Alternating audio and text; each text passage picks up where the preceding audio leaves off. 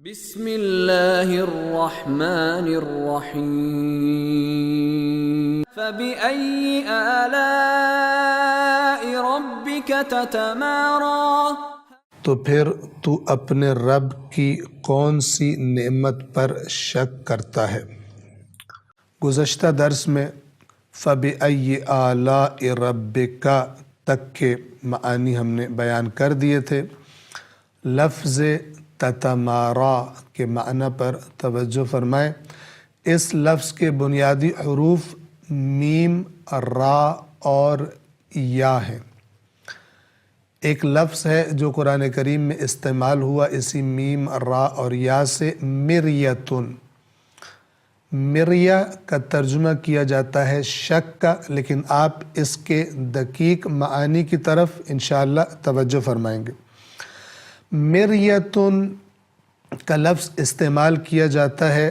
کہ جب اونٹنی کے تھنوں کو سہلایا جاتا ہے تاکہ اونٹنی کا دودھ حاصل کیا جا سکے۔ اونٹنی کے تھنوں کو آپ نے دیکھا ہوگا، ان تھنوں کو سہلایا جاتا ہے اور پھر اونٹنی کا دودھ حاصل کیا جاتا ہے۔ اس طرح سہلانے کو تاکہ دودھ حاصل کیا جا سکے، اس کے لیے مریتن کا لفظ استعمال کیا جاتا ہے۔ اسی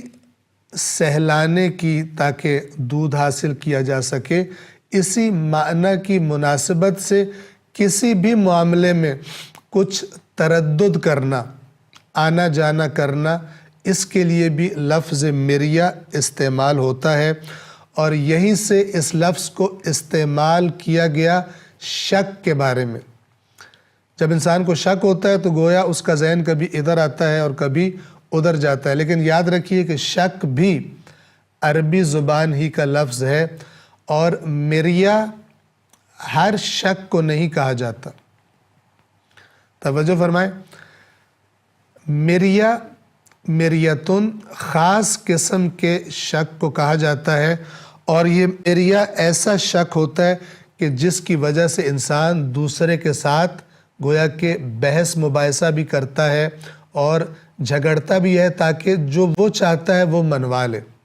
توجہ فرما رہے ہیں کہ ایک دفعہ انسان کو شک ہے، ہو سکتا ہے اپنا شک دل میں لے کر ہی بیٹھا رہے اور وہ کسی سے اس شک کے بارے میں بات بھی نہ کرے، لیکن مریہ ایسا شک کہ جس کی وجہ سے انسان بحث کرے، جھگڑا کرے اور گویا کہ اپنی بات منوانا چاہے، جس سے بحث کر رہا ہے اس سے جو اپنے ذہن میں بات ہے دوسرے سے کہے کہ میں تیری والی بات نہیں مانتا، بلکہ جو میں بات کر رہا ہوں وہ بات صحیح ہے۔ اس قسم کے شک اور تردد اور بحث اور جدال کرنے کو عربی زبان میں مریہ کا، اس کے لیے مریہ کا لفظ استعمال کیا جاتا ہے۔ اور جیسا کہ آپ نے توجہ فرمائی کہ اونٹنی کا دودھ حاصل کرنے کے لیے اس کے تھنوں کو سہلانا، اسی سے مریہ ہے شک کے معنی میں، یعنی تردد کرنا، بحث کرنا تاکہ اپنی بات منوائی جا سکے۔ اسی مناسبت سے اس لفظ میں جھگڑنے کا معنی بھی پیدا ہو گیا۔ جھگڑنا کیا ہوتا ہے؟ یعنی گویا کہ میں نے تیری بات نہیں ماننی اور جو بات میں کہہ رہا ہوں اس بات کو منوانے کی کوشش کرنا، اسی معنی میں لفظ تتمارا ہے۔ تتمارا کہ جو اس آیت میں آیا سورۃ النجم کی آیت نمبر 55 میں، اس میں شک و تردید کا معنی بھی ہے اور اس میں گویا کہ جھٹلانے کا معنی بھی ہے، جیسا کہ میں نے لفظ مریتن کا معنی بیان کرتے ہوئے آپ کی خدمت میں عرض کیا کہ مریہ میں جھگڑا ہوتا ہے، اور جھگڑا کیا ہوتا ہے؟ یعنی کہ جو دوسرا بات کر رہا ہے وہ میں نے نہیں ماننی، اور جو میں بات کہہ رہا ہوں وہ میں اپنی بات منوانا چاہتا ہوں۔ اور یہ لفظ استعمال ہوا ان کے بارے میں کہ جو اللہ تبارک و تعالیٰ کی نعمتوں کو اللہ کی نعمتیں نہیں سمجھتے، اور یا اگر سمجھتے بھی ہیں تو ان کو اس طرح استعمال نہیں کرتے جس طرح اللہ نے استعمال کرنے کا حکم دیا ہے، اللہ کی ناراضگی کے کاموں میں استعمال کرتے ہیں، اور یہ خدا کی نافرمانی اور خدا کی ناشکری ہو جاتی ہے۔ تو ان دونوں افراد کو، وہ بھی کہ جو اللہ کی نعمتوں کو اس کی نعمتیں نہ سمجھے، اور وہ بھی کہ جو اللہ کی نعمتوں کو ان کے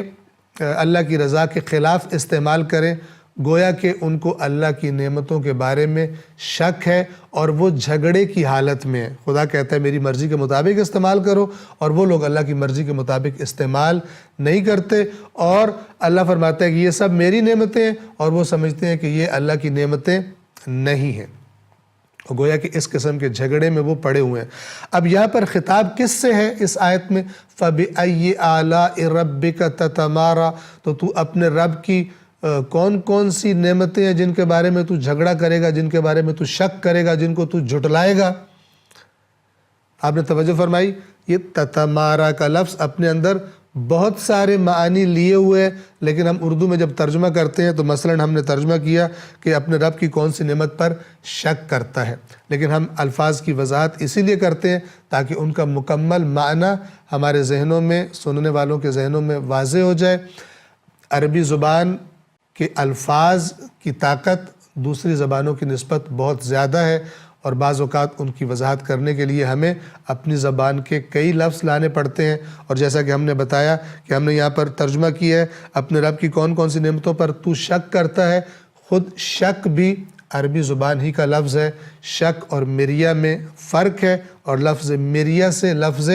تتمارا بنا ہے، جس میں بحث کرنا، جھگڑا کرنا اور گویا کہ دوسرے کو جھٹلانے کی کوشش کرنا، یہ سارے معانی پائے جاتے ہیں۔ توجہ فرمائیں، اس آیت میں خطاب کس کے ساتھ ہے؟ اگر آپ کو یاد ہو تو یہ بات جہاں سے شروع ہوئی تھی سورہ نجم میں، سورہ نجم کی آیت نمبر 33 سے شروع ہوئی تھی، اور وہاں فرمایا تھا أَفَرَأَيْتَ الَّذِي تَوَلَّى وَأَعْطَى قَلِيلًا وَأَكْدَى، کیا تو نے اس شخص کو دیکھا کہ جس نے پشت کر لی اور تھوڑا سا مال دے کر پھر اپنا ہاتھ روک لیا؟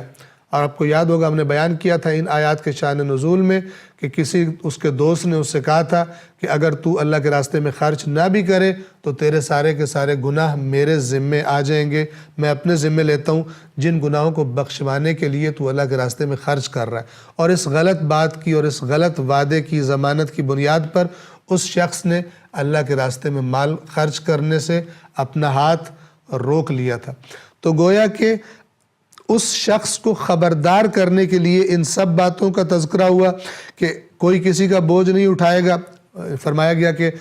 کیا اس کو پتہ نہیں ہے کہ ابراہیم اور موسیٰ کے صحیفوں میں کیا بات لکھی تھی، اور وہ کیا تھا کہ کوئی بوجھ اٹھانے والا کسی دوسرے کا بوجھ نہیں اٹھائے گا، یعنی تیرا یہ دوست بھی تیرا بوجھ نہیں اٹھا سکتا۔ اگر تو نے گناہ کیا، تو نے خرابی کی، اللہ کی نافرمانی، تو اس کا بوجھ بھی تو اٹھائے گا، اور انسان کے لیے وہی کچھ ہے جس کی وہ کوشش کرتا ہے، اور اسی طرح اس کو اس کی جزا دی جائے گی۔ وہی اللہ ہے کہ اسی کی طرف سب پلٹیں گے، منتہا سب چیزوں کی انتہا اس کی طرف ہے، وہی رولاتا ہے، وہی ہنساتا ہے، وہی زندگی دیتا ہے، وہی موت دیتا ہے، اسی نے سب کو پیدا کیا ہے، وہی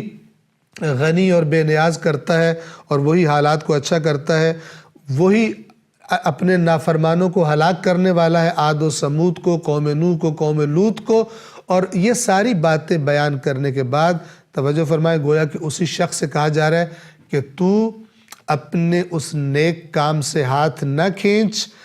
تجھے جو کچھ ملا ہے وہ بھی اللہ کی نعمتیں ہیں، اور اگر اللہ کی نعمتوں کو تو صحیح استعمال نہیں کرے گا تو جس طرح باقی نافرمان اللہ کے عذاب کا شکار ہوئے، تو بھی اللہ کے عذاب کا شکار ہوگا۔ اور توجہ فرمائیے کہ قرآن کا خطاب اگرچہ ایک شخص سے ہو،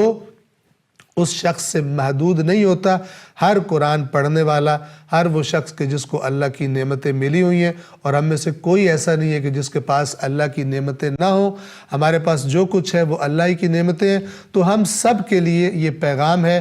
کہ جو کچھ تمہیں ملا ہے، ایک تو اس کو اللہ کی نعمت سمجھو، اور جب اللہ کی نعمت سمجھو تو پھر اسی طرح استعمال کرو جس طرح نعمتیں دینے والا راضی ہے، اور ان نعمتوں کے بارے میں اللہ کی ذات کے ساتھ جھگڑا نہ کرو، یعنی اللہ کی نافرمانی کے راستے میں ان کو استعمال نہ کرو، ورنہ اللہ کے نافرمانوں والا انجام، نعمتوں کی ناشکری کرنے والا انجام، وہ تمہارے لیے بھی اللہ تبارک و تعالیٰ کے ہاں لکھ دیا جائے گا۔ والسلام علیکم ورحمۃ اللہ وبرکاتہ۔